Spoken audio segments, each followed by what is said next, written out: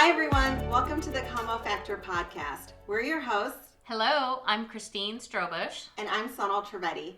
We're also joined by our Como Creative Director Jacob Guidry, who's also the producer of our podcast. We're so excited to be launching our inaugural podcast today. We want you to get to know who we are and understand why the Como Factor. Jacob, take it away. All right. Thank you for that wonderful introduction, Sonal. I'm happy to be here, and I'm happy you, the listener, are here.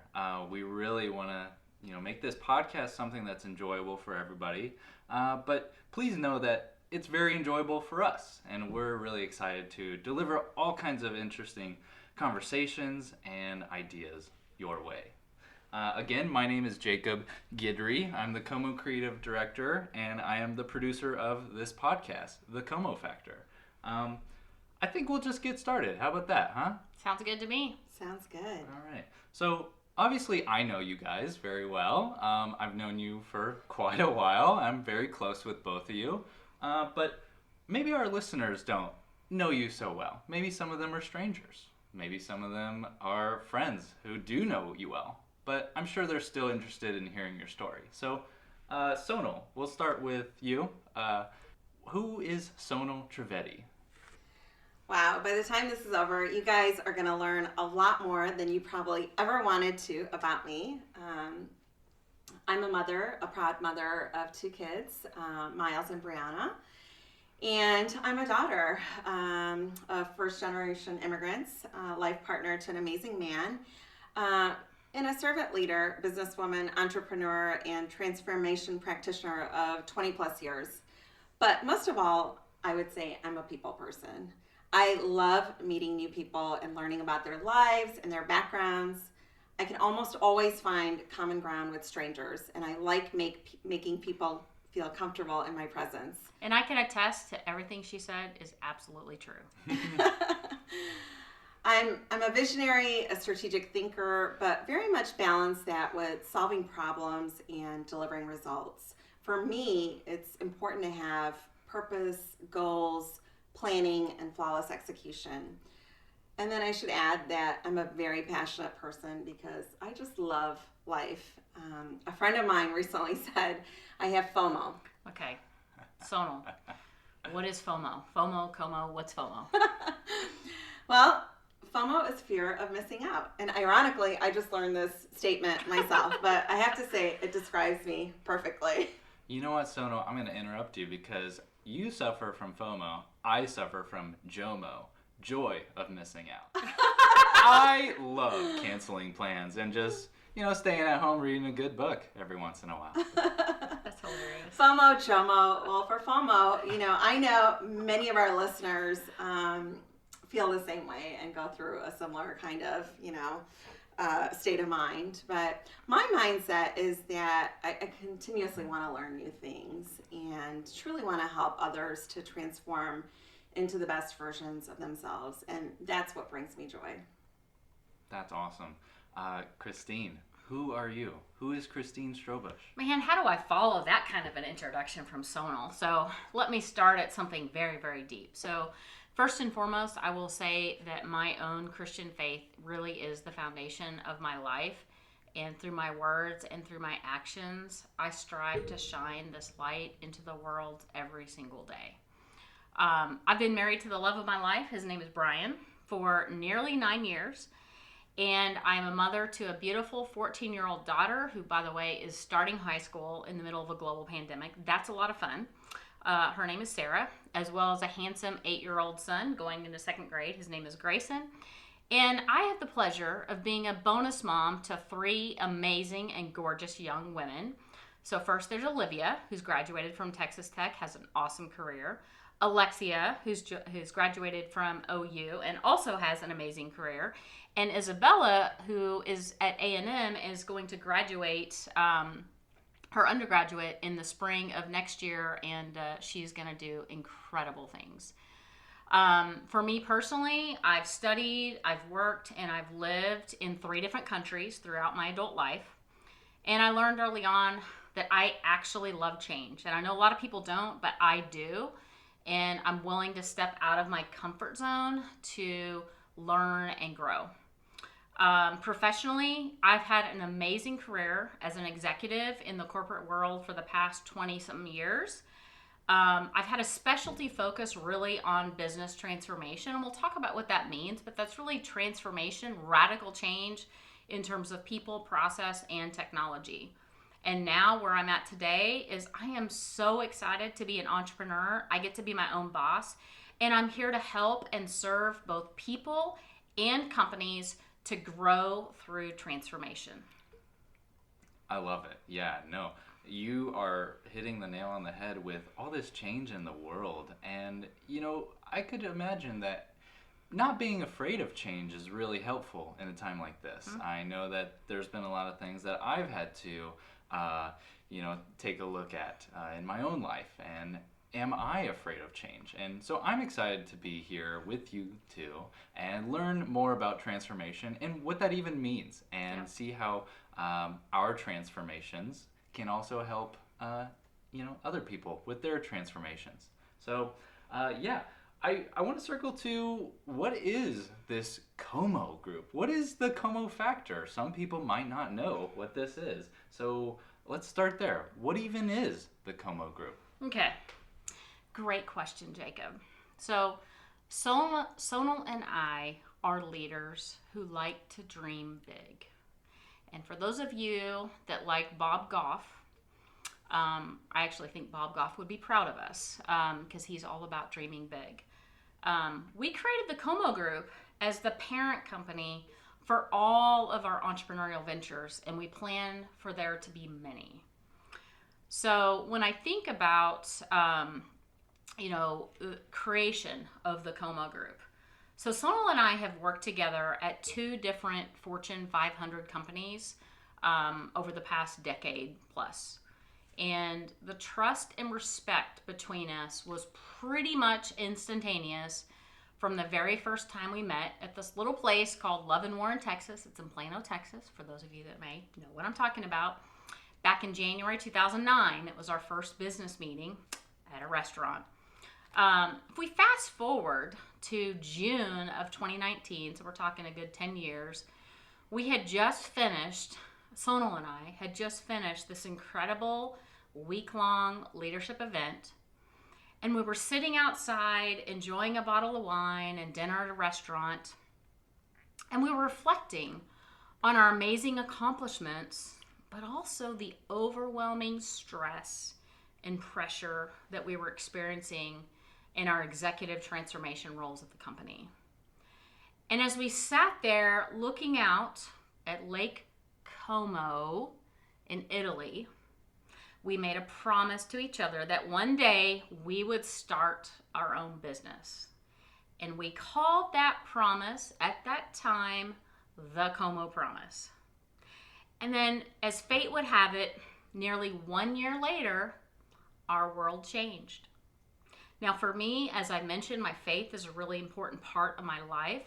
And as I often do, I had actually been praying for guidance in my life. I asked God, please close doors that should be closed and open the doors that should be opened in my life. I want to make sure I'm on the right path. And then amazingly enough, on May 7th of 2020, which by the way was the National Day of Prayer, Sonal and I, along with countless others, were impacted by a reduction in force. And you know what? 24 hours later, actually probably less than 24 hours later, we talked to each other on the phone, and we decided to enact that Como Promise. And we launched our business 23 days after that. And I truly believe that my prayers were answered and that I am living my purpose with the Como Group. It really does feel surreal, doesn't it, Christine? It does. It does. And it's super inspiring just from the standpoint of the connection you two have. It's very clear, it's very authentic, and this promise idea, I just love that. Yeah, for real. We even came up with this little term for each other. You want to tell them about it, Sonal? Yeah, we call each other promise partners. Promise partners.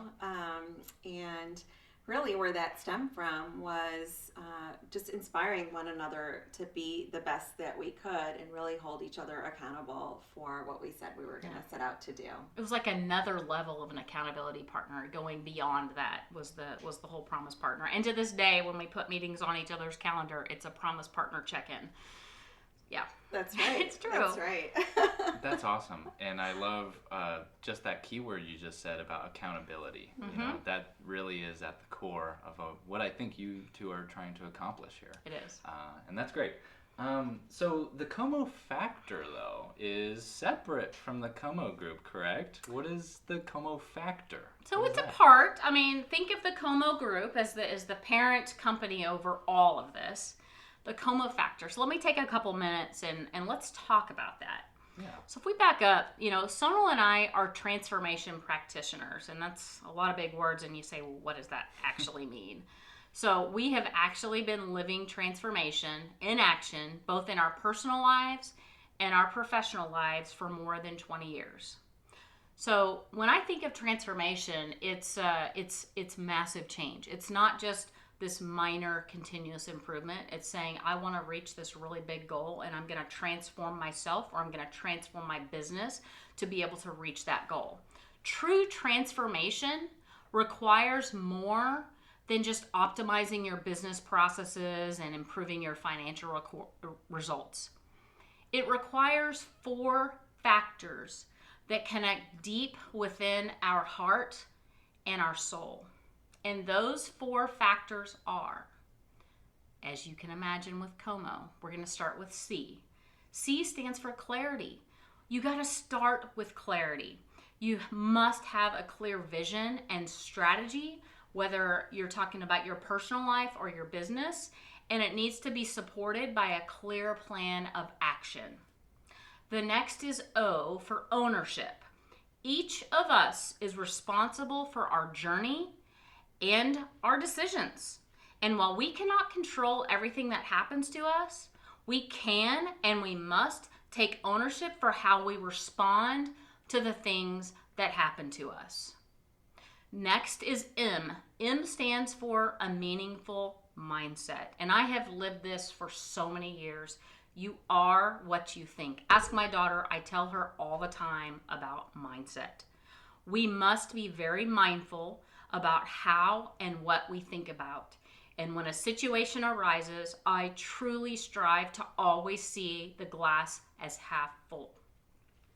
Lastly, O, the last O is for one of a kind. And we must understand and recognize our unique gifts, our unique talents, our core competencies. And again, everything I'm describing here is applied to the individual and the business organization. And we need to be able to harness those strengths if we want to grow. So overall, when you think about the Como Factor, think about the X Factor, but think about it on massive steroids. That is the Como Factor. Wow, that's pretty exciting. Yeah, I love those values, the clarity, ownership, meaningful mindsets, all of these things, one of a kind, Let me ask you guys real quick, and I'll start with Sonal. Which one of those letters, which one of those values is maybe the one that you struggle with the most? The one that I struggle with the most, I think it's been a journey for me. The one of a kind, I would say. Myself, I don't always fit the typical, corporate mold, so to speak.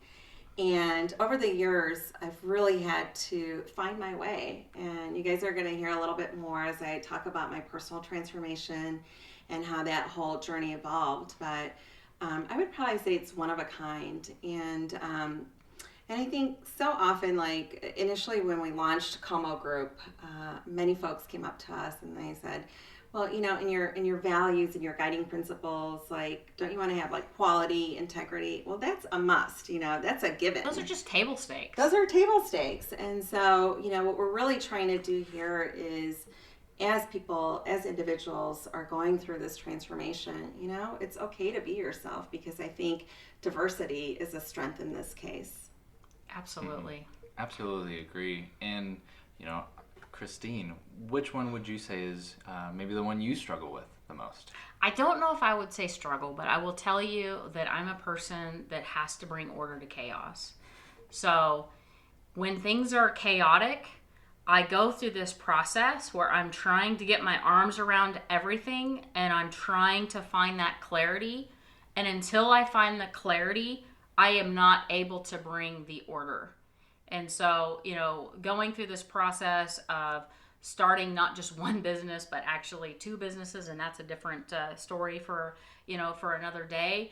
There's a lot of chaos, and it needs to become managed chaos. And I try to bring, and each of us, both Sonal and I, bring unique perspectives to the table. But ultimately, as we've said, and that's why C is first, you have to get that clarity. So when I don't have that clarity, I kind of have this personal conflict within myself. So would you say that you should start with clarity? Yes. Okay. Well, here's an opportunity for me to learn. Out of those four, I would say definitely clarity is the one I struggle with the most. And that's for a few different reasons. As a creative, as an artist, as someone who has a lot of different interests.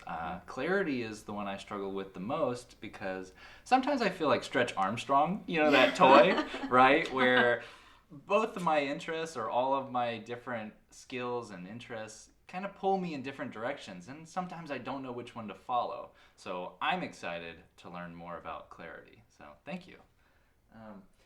Let's turn over to this podcast itself, the Como Factor. Sonal, what can we expect from this podcast? That is a great question. So Christine and I have been in this business that we call transformation, as we said, for 20 plus years each. And what we really want to do is share our real life stories, the trials, the tribulations, the highs, the lows, what's worked for us, what didn't, the teaching moments, and we truly want to inspire others as they're getting ready or are currently going through a transformation of their own, whether that's personal, professional, or quite frankly, both. And I'd say the other thing is, in our life journey, we have been blessed to meet some incredibly brilliant and fascinating people along the way that also have powerful and transformative stories of their own to share. These are, I would say, authentic transformation leaders who know how to orchestrate harmony in both their personal and professional lives. So we want you, our listeners, to meet these leaders so that you can hear from them and get to know them firsthand, just as we've been lucky enough to do the same. And we also want to share real life stories with our listener, not just the stuff that you read about in theory, the case studies in university, but on practical examples of achieving true transformation and sustainable results. So with that, we've learned a lot along the way, and we want to make sure that others don't have to learn the hard way. We want to offer some tips and tricks that are going to help you and your business achieve what we call the Como Factor. I love that. Yeah. So for the people out there, who should even listen to this podcast? True transformation, it takes time. And it's not linear. Sometimes you take 3 steps forward and then 2 steps back. Other times, you make huge strides and leaps in just a day or a month, whatever the time frame might be. But essentially, this podcast is for individuals and leaders that either want to create or are in the process of creating a holistic and true transformation in both their personal and professional lives. Because we truly believe you can't, just do things ad hoc. It's almost like 2 sides of a coin, right? And if you fall in this category, then this is the podcast for you. Yeah, awesome. I feel like, as the producer of this podcast, I will be a bit of a consumer as well.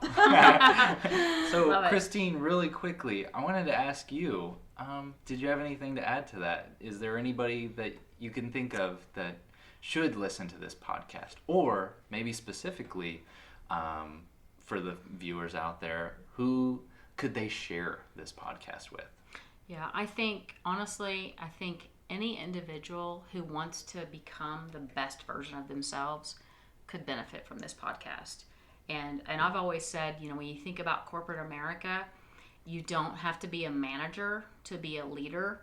And we are really striving to reach those leaders. So don't restrict yourselves if you're not yet in a management position. That doesn't matter, because not all managers are leaders. And in order to be a leader, you do not have to be a manager.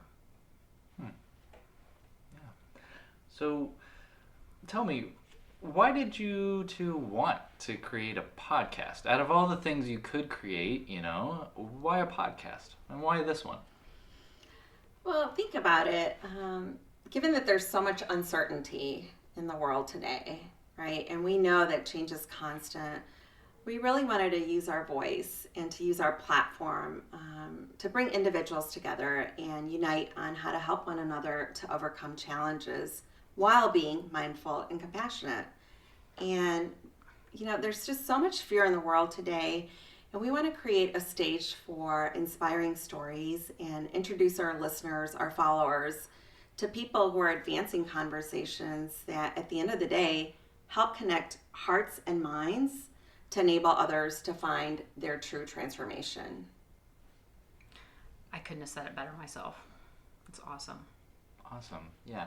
I remember actually receiving, I think probably the first text about this whole thing back in the beginning of the year, before all this, how do we say this, wild change, and I remember receiving this text with pictures of all these huge Post-it notes that were all over the windows and everything. I remember you called it your vision board, right? So you created this vision board. Could you please maybe shine a light on why you created a vision board, why you think vision boards are, helpful and productive? And then I have to ask, why the large Post-it notes?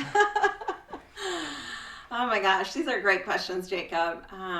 So what you saw in terms of the whiteboarding that we were doing was an evolution of what started actually, probably in December of last year. Yeah. So they say that ideas without action are just dreams, right? And Christine and I have had so many conversations over the years about what we'd like to do. We had no limitations or constraints from our day jobs. This past year, we decided that it was enough talk, and if we were truly going to manifest this vision of ours, that it was important for us to start taking some steps to not only define what that vision was, but to start, to put the wheels in motion to help manifest this vision that we had. And that being said, we knew that we had to start somewhere. And we thought, well, let's start with a vision board of what we want to, have the ideal future for us to be, especially as it relates to Como. And so last December, as we sat there just pondering about what 2020 was going to hold for us, Christine and I committed to meeting one afternoon each month to sketch this out. We said, we're going to make this a priority, and it's no longer just going to be words, but we are going to carve out time to really, take action. And I've personally done vision boards in the past, and it's just crazy how some of it manifests itself. And I thought this would be just a really, really fun way for us to kick off this little dream of ours. And I would just add, like many people going into 2020, how many of you had seen the idea of 2020 vision, perfect vision. It's a new decade. It's a new year. We wanted to go well beyond a New Year's resolution and really set that vision, which anchors to our clarity value. Yeah, that's right. So we met on the first Friday afternoon of the new year while we were still on winter holiday from work, and we met at the Panera, that was kind of central for us. And we each created a vision board. And as I said, we each created our own version on this. And the way that we laid out our vision board is that it had several sections. We each had a section around family and our goals and our vision for what that meant. a segment on, our financial goals. There was personal development, what we wish to achieve in terms of health and, all kinds of things. But we had this one section where it was common for both of us. Bottom right corner for me. That's right. And bottom left corner for me. Two sides of the coin again. Yeah. And the heading of that was the Como Promise. And underneath that, we had some sub-bullets, and it was things like launching our own company that helped other individuals and businesses alike with their transformation strategy and their execution. It was about our dream that each one of us has around authoring a book that basically shares our life experiences and our journey.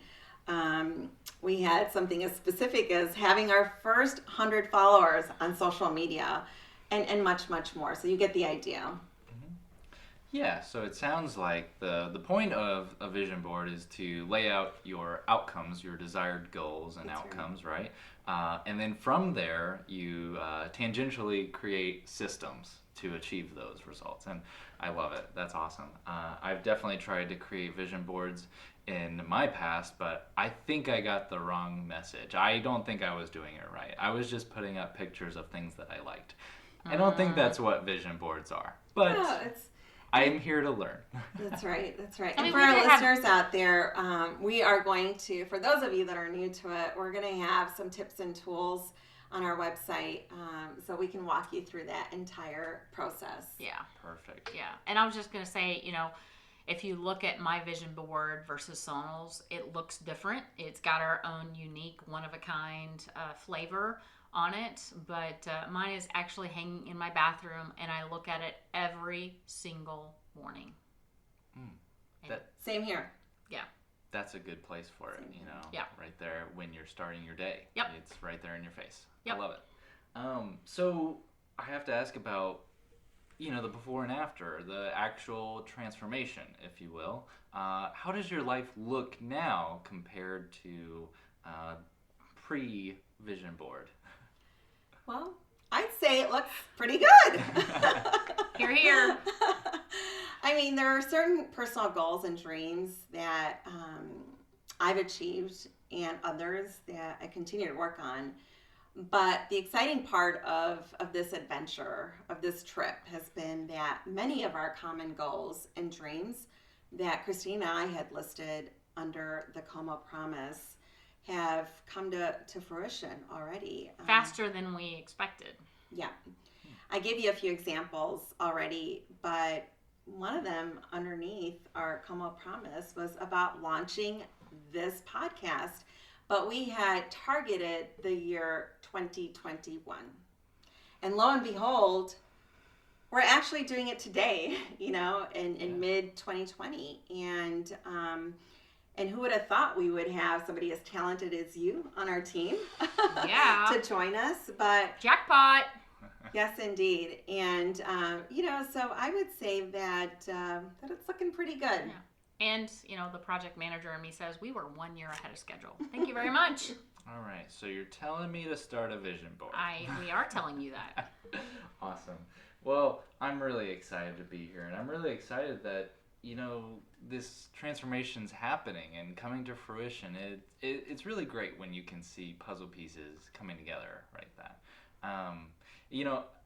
I forget who says it, but, a new identity requires new evidence, right? And it seems like you are on your way there. So I'm really proud of you guys. So, Thank you, Jacob. We're proud of you too.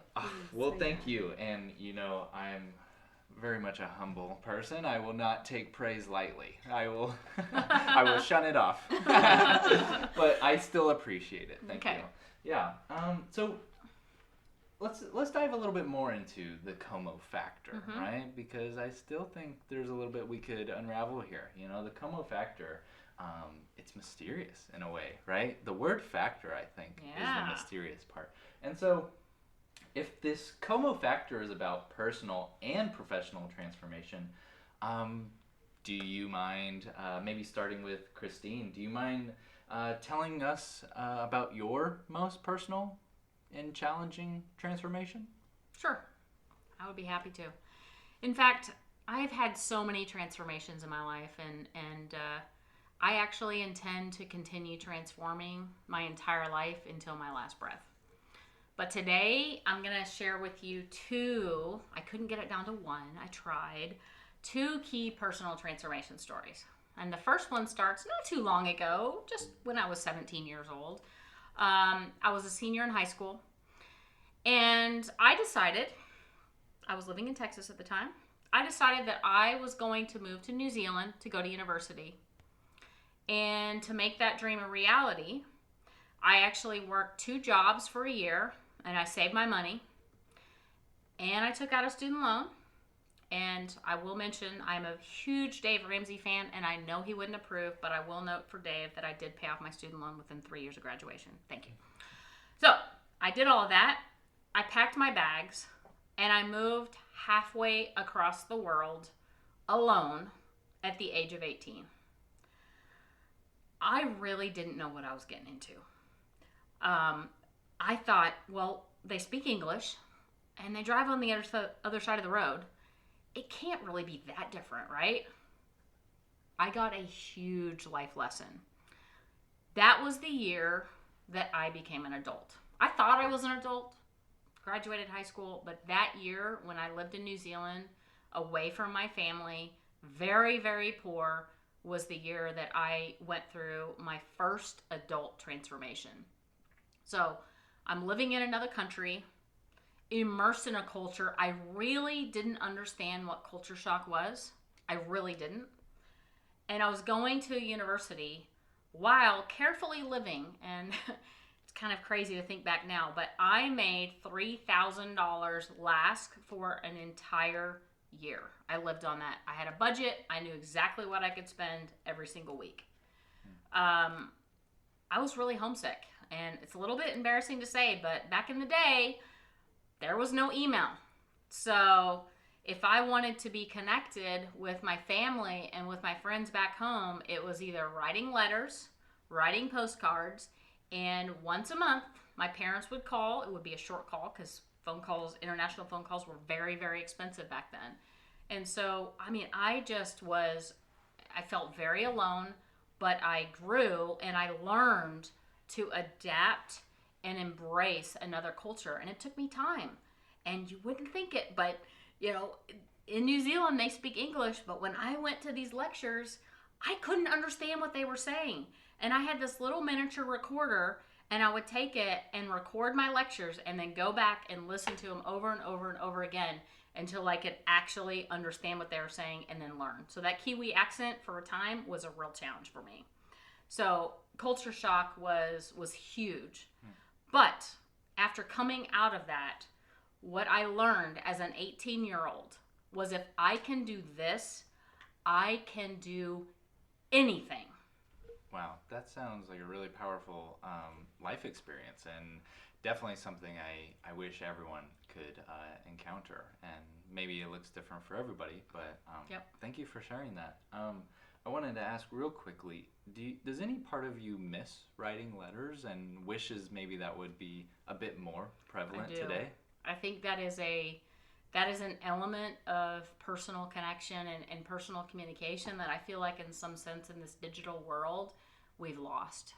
And I had, again, back in the day, a whole bag full of letters and postcards from that season of my life. And yeah, I miss that.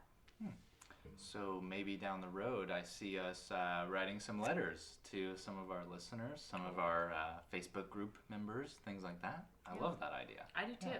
Yeah. You said you had another story?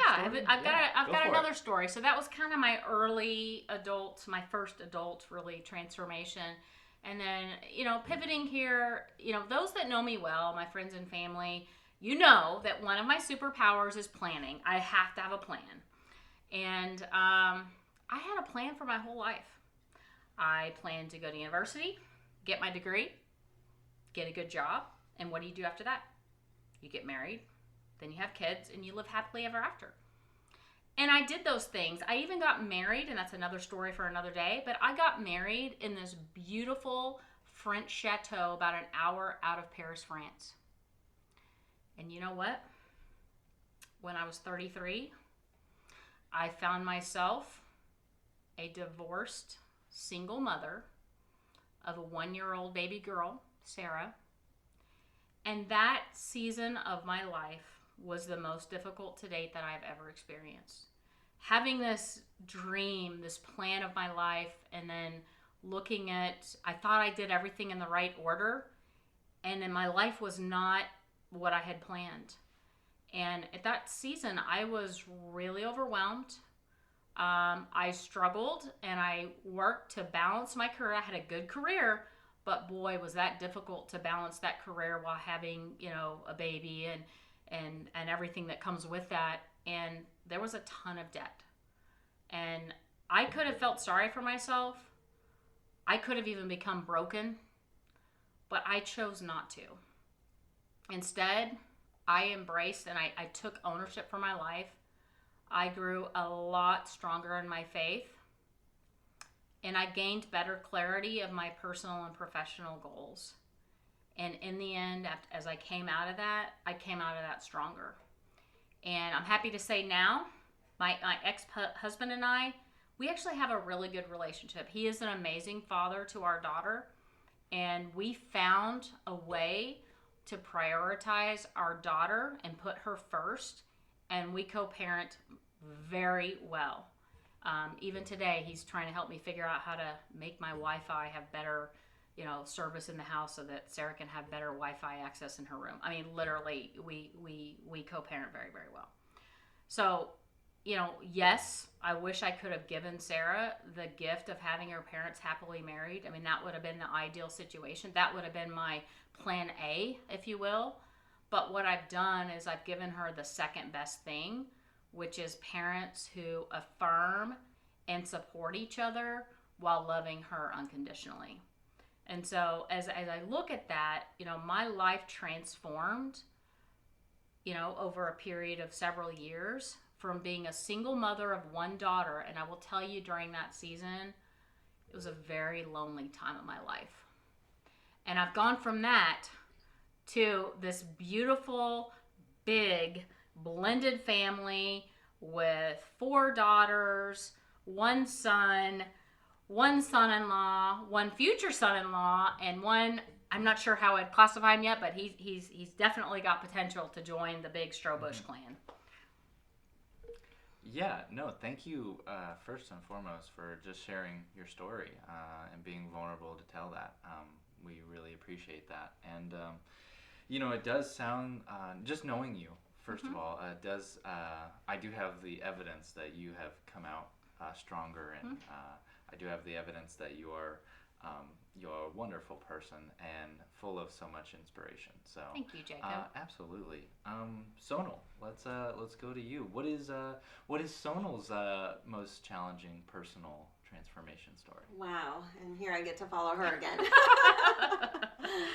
But that being said, there's been a lot of experiences in my life that have really made an impact. But let me start with the very first one that I can really recall and look back and see how it's really kind of pivoted me in so many ways. And for those of you that don't know, I was born in India.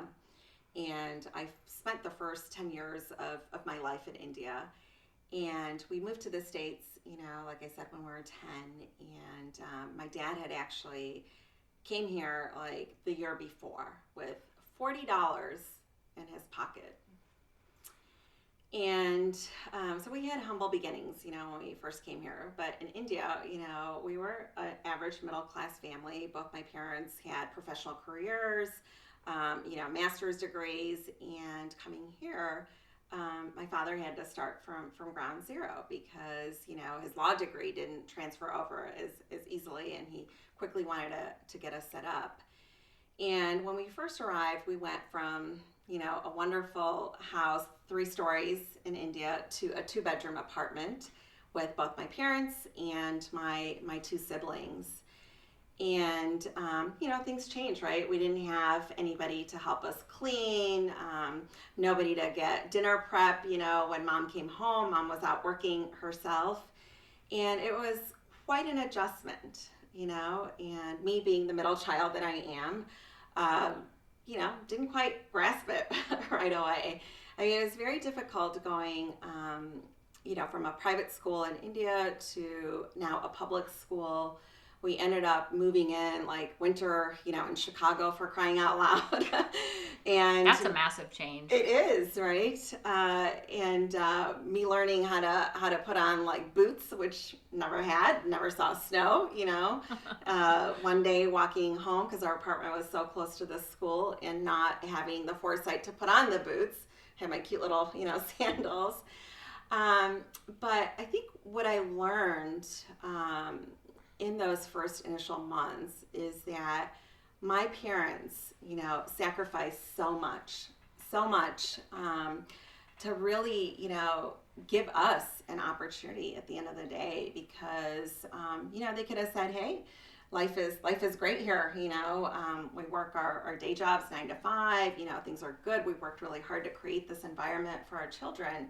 But they made all those sacrifices to bring us, to this country, to give us a better education and to give us a better life. And that's where I really learned the lesson that, no dream is too big. And if you truly want to achieve it, you got to put the work in and you can attain it. And what's crazy is now, both my siblings, physicians in their own right, very successful. You look at, the career that I've had. And all of that is just, it's really humbling. And I think it's really made a huge impact for me. Yeah, that's really powerful. And I can only imagine, the story of kind of having your feet in two different worlds when you're so young, I can only imagine. So thank you. I know that there's maybe another story you wanted to tell about because you mentioned it, and if you're willing to share it, I'd love to hear it. Yeah, since we're all friends here, and family, Absolutely. why not? So a couple of years ago, I was in a really, really bad accident. It was a typical day, where I went to drop off the kids early in the morning. Did my routine, dropped them off, was commuting back to the house to do a quick change and, grab my stuff before I went to the office. On my drive back, I was going through an intersection, probably driving 45, 50 miles an hour, whatever the speed limit was. And out of the blue, I got hit by a car. And it was pretty severe where I lost control and hit a light pole. The entire car was totaled. They had to take me away to the ER. At the time, I was there for a few hours. They did all the checks. Things came back. But as time progressed, I was having a lot of pain. And eventually, with physical therapy and all that not working, I ended up having to go in and do some additional tests. We did an MRI and, they saw some damage to my disc, but in that process, they also found cancer. And anyone that has heard the word, cancer, it's scary. It's scary as gosh, the light's turning off. Yeah. And I went through a lot of emotions, as a parent, like you think about your kids, right? As a partner, like, what's that other individual going to do? But luckily, I was able to overcome it. But as I was going, through that journey, I think in the transformation for me really was that, I could have died in that accident, right? And then I could have died, like, depending on what stage my cancer was at. Sitting in the hospital, room right before going into operation for my first surgery. They asked if I wanted the priest to come in and, just have a quick chat with me. And I said, sure, and as he was sitting here having this conversation with me, there's so many thoughts that go in through your head. But luckily, like I said, I'm here today and I overcame it. But I think out of that journey, the biggest thing for me is the realization that, not too often do you get second chances at things, and especially at living your best, life. As I said, I often think about what's the legacy that I want to leave for my children, for my family, my friends. And I think because of that experience, I think it's almost like there's a new strength in me. In the past, I tried to conform to what, others around me always needed, And if you remember earlier in the conversation, you asked which was the one of our guiding principles that I struggled with the most. And it is the one of a kind, because I'm a giver, as Christina is. I'm a pleaser. I want to make everyone, happy around me. And sometimes that's at a cost and a price of maybe not, seeing my own vision come through. And so for me, the biggest transformation there was really, just leaving that fear and feeling free to really make sure that every moment, every day, that I'm truly living my best life, and I'm doing it where I don't look back and don't have regrets. So I just have to jump in and tell you that I'm so proud of you. Thanks, You are not only a cancer survivor, you are an overcomer. Thank you, Christine. Mm-hmm. Yeah, very wise and powerful words, and thank you again for both of you sharing those personal, vulnerable stories. That's what we're here for, right? I think so. I think let's maybe touch on the other half of the true transformation, right? Which is the professional aspect, right? So, Christine, would you like to start? Maybe we could talk about... or maybe you could tell us about your most challenging and powerful professional transformation story. Yes. Just before I do that, though, our at the Como Group, we view transformation in a holistic way. So there's the personal, there's the professional, and it's all integrated. So the whole thing is about true transformation and sustainable results. So if I talk about the professional side, and again, there are so many stories. It's actually, doing this podcast and needing to think about, what's the one or two that I would tell. There's so many. But I'm going to talk about one that started in late 2017. I was hand-selected by the CEO of my previous company to lead a rather short, it was supposed to be an eight-week transformation initiative for the company. And that opportunity actually evolved into a significant role in early 2018, to set up and lead a global enterprise-wide transformation office for this company. And as I reflect back on my entire career, I can honestly say that 2018 was the most challenging year of my career. What did 2018 look like? I worked 70 to 80 hours every single week, and I probably slept about 5 hours a night maximum. I can't tell you how many times, and I had a long commute into the office, how many times I would struggle with falling asleep on my drive into the office. Nevertheless, our transformation program delivered some incredible results, but it required this extreme personal sacrifice on my part. And what that looked like was missing out on time with my family. Literally, most days of the week, when I left in the morning, everyone was sleeping. And when I came home at night, everyone was already asleep. I had no time for my personal health, and the stress was overwhelming. Everyone in the team had a certain amount, and I think stress, there can be positive stress and pressure. You've got, this drive to succeed, but we all felt this. And so I knew I wasn't alone. And just one thing that I wanted to share here that I implemented to help with the stress that we had in the team was something that we called humor moments. So we would have these weekly leadership meetings, big readout of progress and all that. And I implemented this whole humor moment to kick off the meeting so that it would diffuse everybody. Let's say something funny. We tried to keep it PG, for the most part. And, laughter and humor, those things are food for the soul. And this really resonated with the team. And I will say people still talk about this today. Would you agree, Sonal? Absolutely. And I just remember initially when Christine introduced this thing called humor moment, just to imagine we'd always be around this boardroom table. Yeah. All these leaders, right? And it's how are we going to turn things around, And then we decided oh my God, the pressure is just, it's a lot.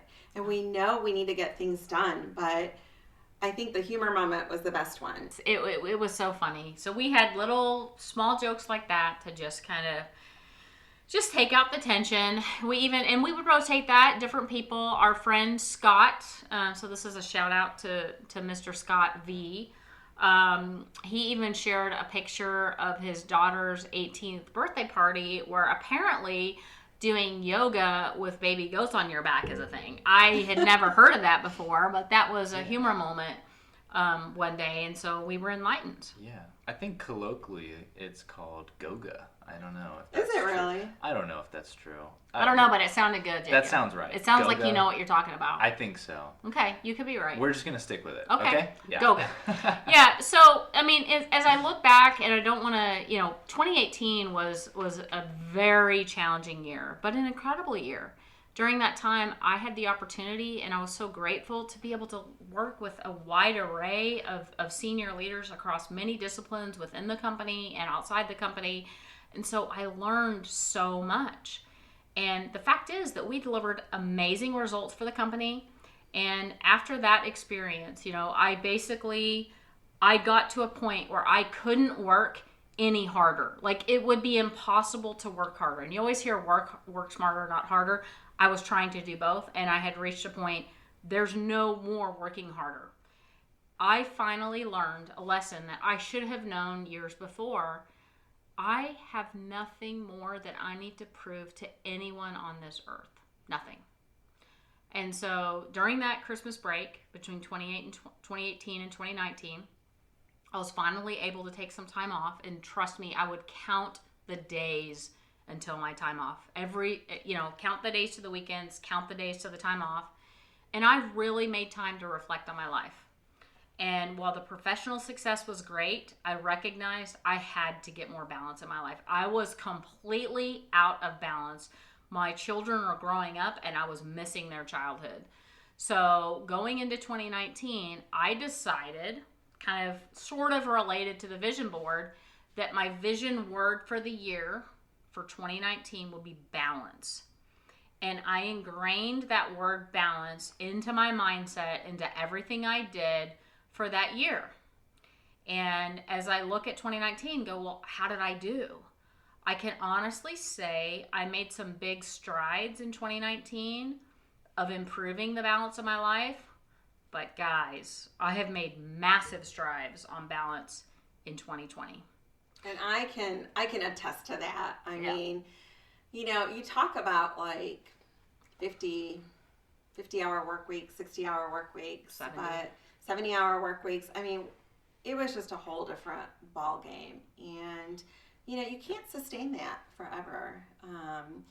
But on the one hand, it's you can say how proud you are, right, of somebody like Christine for being so passionate. But it takes a toll on you.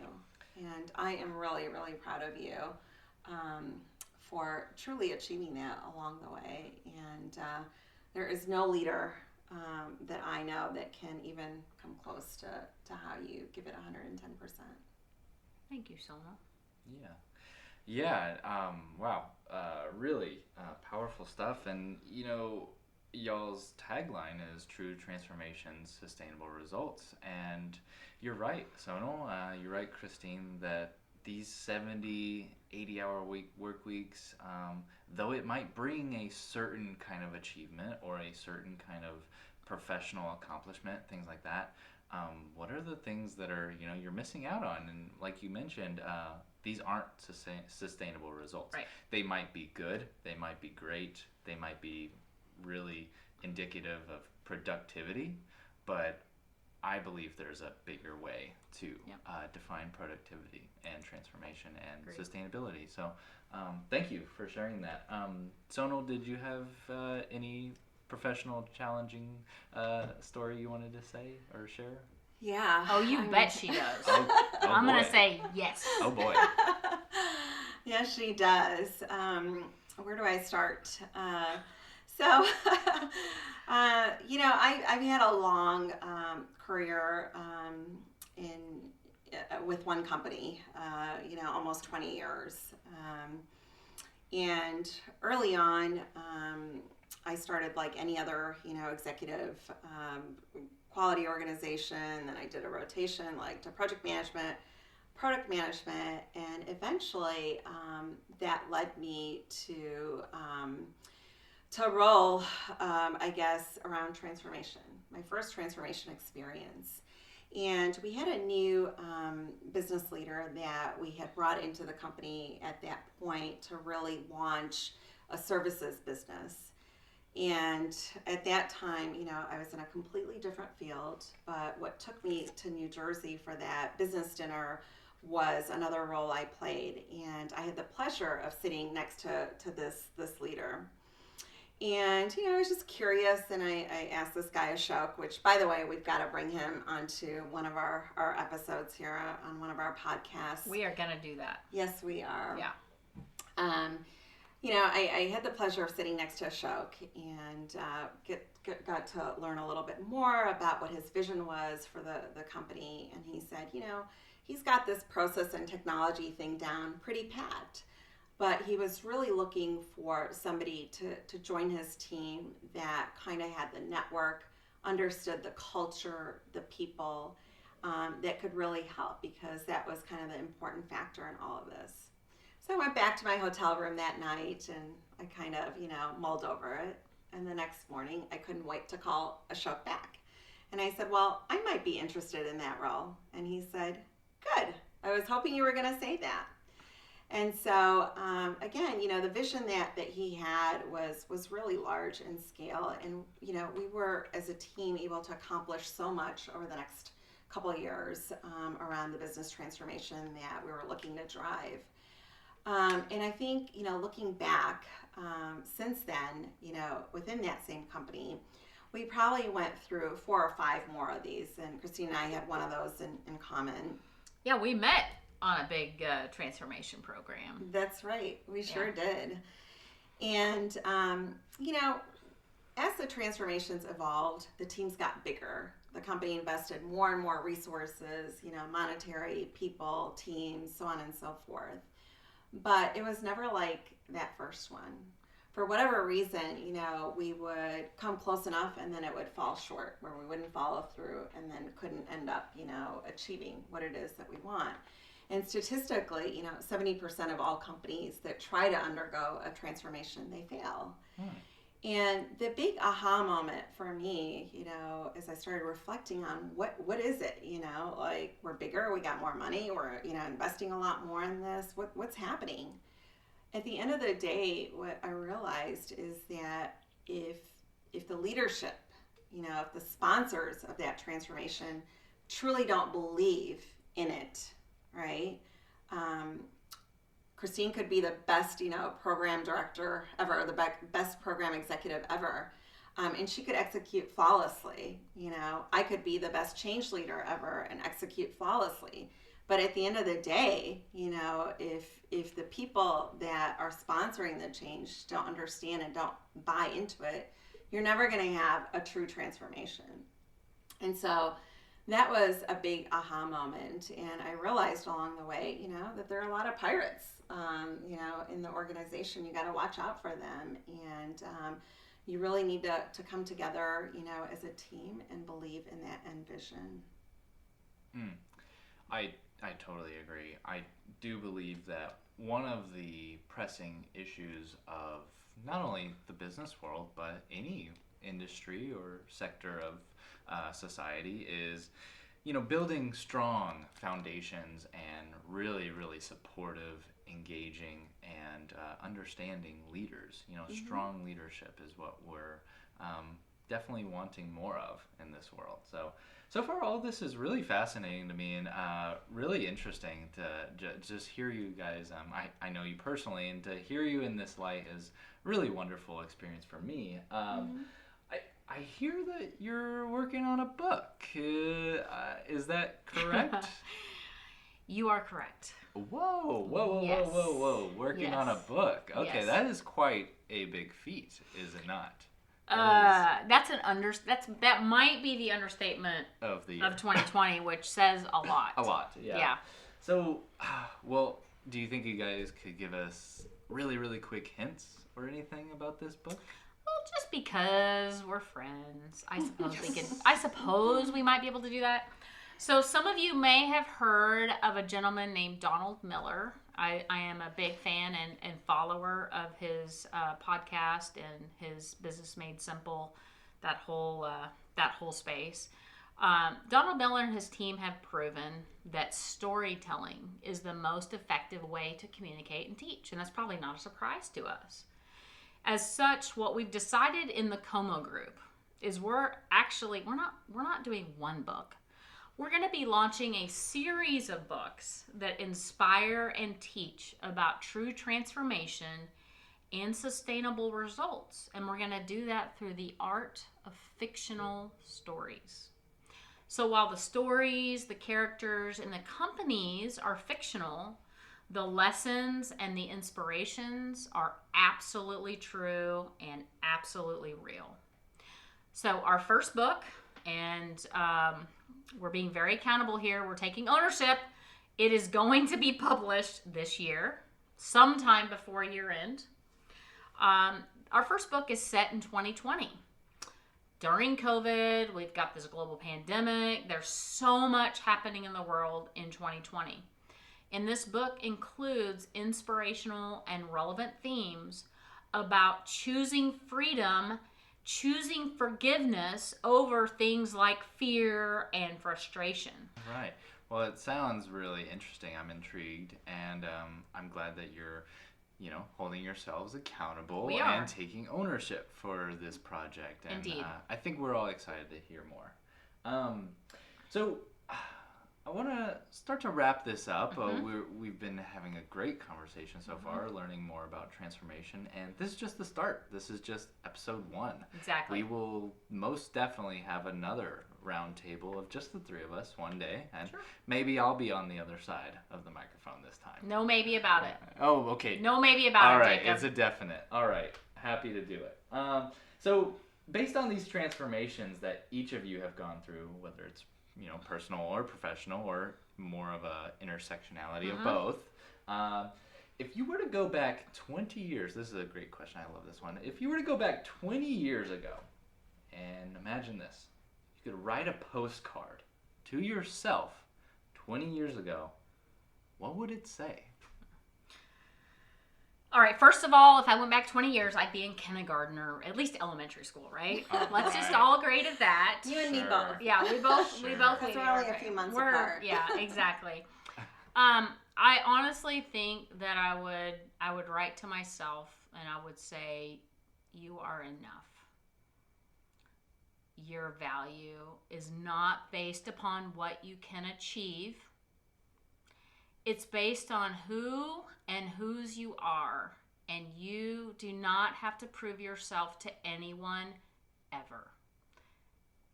And honestly, guys, if I had had this advice 20 years ago, I could have avoided a lot of pain and heartache, because I spent many, many years trying to prove something to someone, and I finally learned I have nothing more to prove.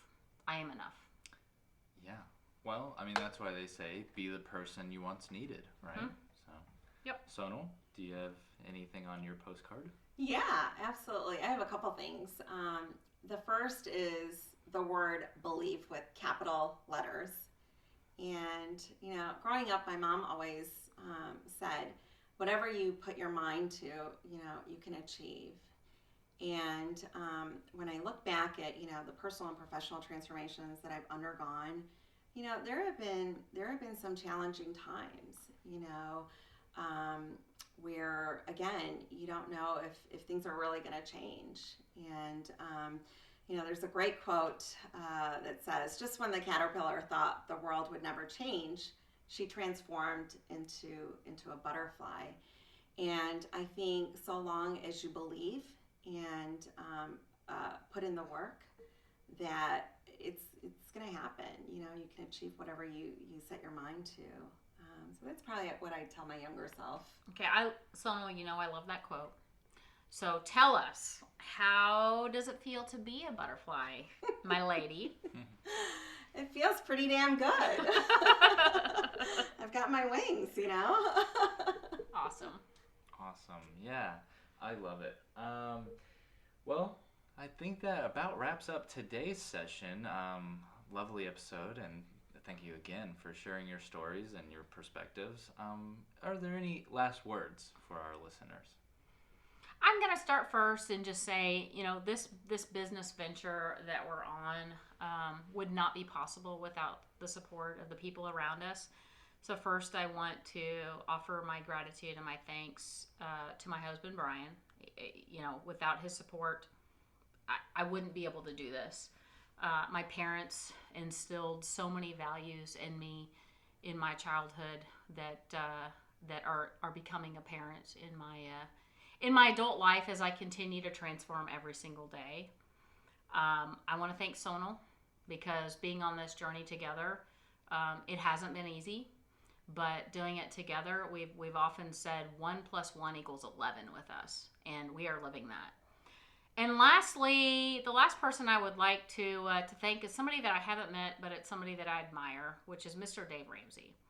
I followed his program, Financial Peace University, and I am happily on baby steps 4, 5, and 6. And if I were not, I would not be here today as a business owner. So I am very grateful for Dave Ramsey and Ramsey Solutions.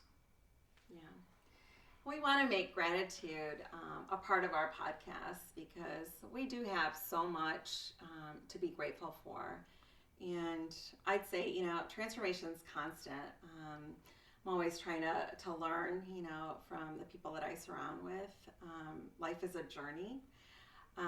But with gratitude in mind, I think like the first and foremost are my children. They're the ones that I want to inspire the most. They're the ones that I want to model like the best behaviors for, the best mindsets for, letting them know it's okay to be myself. Marky, of course, my life partner, he is just, you talk about unconditional love. This man gives it to me, and I'm very, very grateful for that. My parents, of course, for all that they've done to support me. And then how could I forget my promise partner here, and never in a million years, when our friendship started, both professionally and personally, could I have ever imagined that, we'd be sitting here today recording this podcast. But it's just amazing how things come full circle, and we hope truly that we're able to inspire, our listeners. We're able to share a little bit of our authentic selves, and, help guide others that are trying to seek, again, a holistic transformation in their lives. Awesome. Yeah, I believe I speak for everybody when I say this was a cathartic and also relatable experience and conversation. So I personally want to say thank you to our listeners. Please check us out on social media if you haven't already. We are on Facebook. We are on Instagram. We will be plugging all those social media accounts. And LinkedIn, yes, of course. We'll be plugging in those accounts and usernames and everything in our description on our episode. And that is all. Episode 1! Yay! We did it, team!